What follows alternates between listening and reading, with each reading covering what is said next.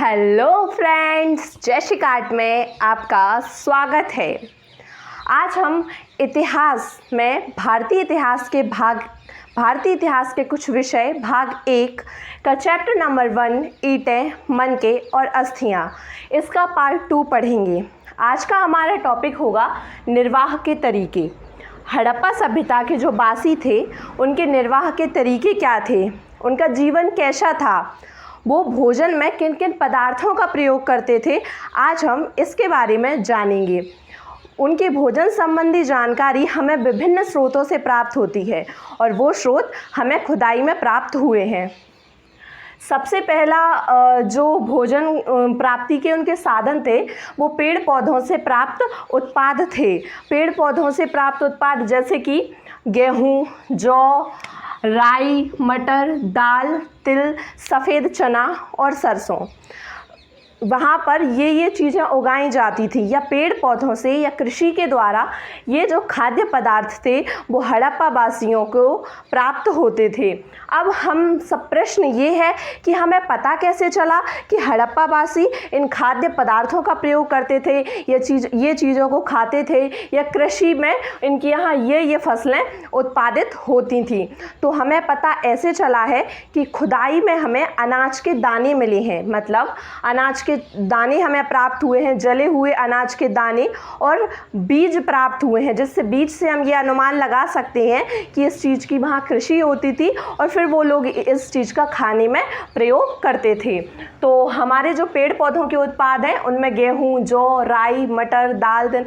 अब प्रश्न ये उठता है कि जो जले हुए अनाज के दाने मिले उनसे हमें पता कैसे चला कि ये दाने ऐसे थे या इस टाइम के थे, उनकी टाइमिंग हमें कैसे पता चली।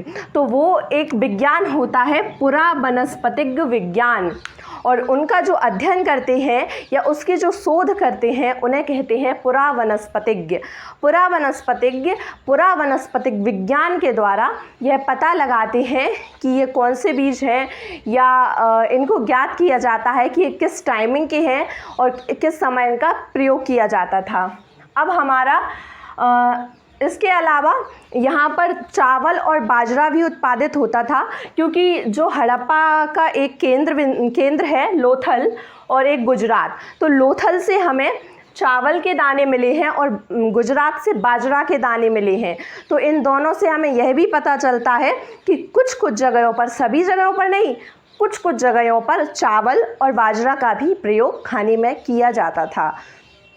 अब जो दूसरा पॉइंट है, पहला तो हमारा कंप्लीट हो गया है, दूसरा जो पॉइंट है वो है जानवर। अब ये लोग जानवरों से भी भोजन प्राप्त करते थे, मतलब ये लोग मांसाहारी थे और ये कुछ जानवरों का कृषि में हो सकता है प्रयोग करते हो और कुछ जंगली जानवर मिले हैं, कुछ पालतू जानवर मिले हैं। अब जानवर तो मिले नहीं तो उनकी हड्डियां मिली हैं, उनके अवशेष मिले हैं खुदाई में, और उनसे हमें पता चलता है कि यहाँ पर ये जानवर पाए जाते थे और इन जानवरों का शायद वहाँ पर खाने में लोग मांसाहारी होंगे और मांस में इनका प्रयोग करते होंगे। तो इसमें हमें प्रमुख रूप से बैल, गाय, भेड़, बकरी, सुअर, कुंवरदार सांड, बराह, हिरण और घड़ियाल, ये प्रमुख जानवर मिले हैं। दोबारा रिपीट करेंगे, कौन कौन से जानवर हैं? बैल, गाय, भेड़,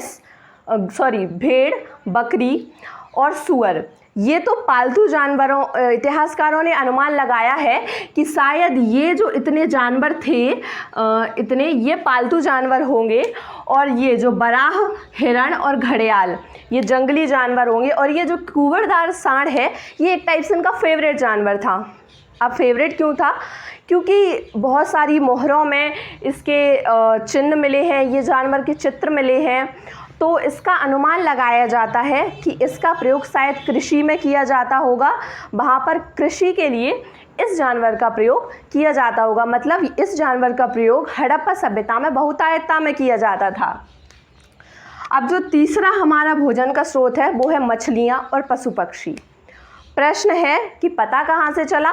तो खुदाई में मछलियों की और पशु पक्षियों की हड्डियाँ मिली, तो हमें ये पता चला कि यहाँ पर मछलियों का और पशु पक्षियों का भी खाने में प्रयोग करते थे।